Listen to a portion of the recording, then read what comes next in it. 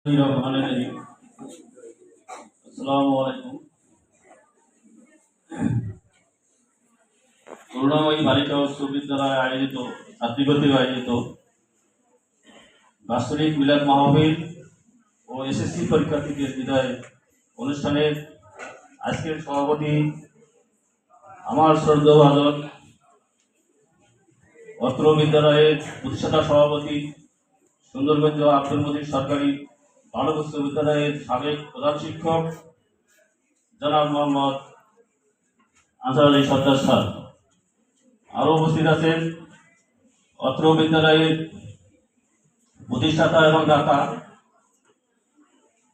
সুন্দরগঞ্জ আব্দুল মজিদ সরকারি বালক উচ্চ বিদ্যালয়ের সাবেক শিক্ষক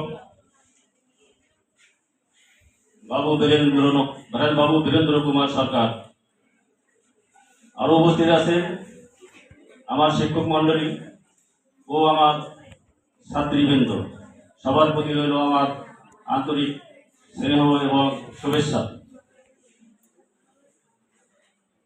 এখানে দুটি কথা না বললেই নয়, এই বিদ্যালয় 1993 সালে প্রতিষ্ঠিত হয়। এই বিদ্যালয় প্রতিষ্ঠার জন্য এই দুটি লোকে এখানে খুবই তাদের অবদান।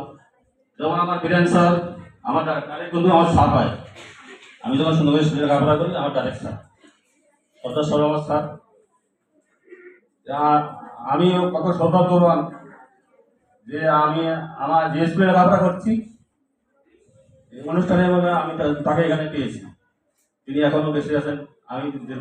আমি সৃষ্টিকর্তার কাছে প্রার্থনা করি আমার এই 2 সাল যেন আরো দীর্ঘায়ু কামনা করবে আমি সৃষ্টিকর্তার কাছে।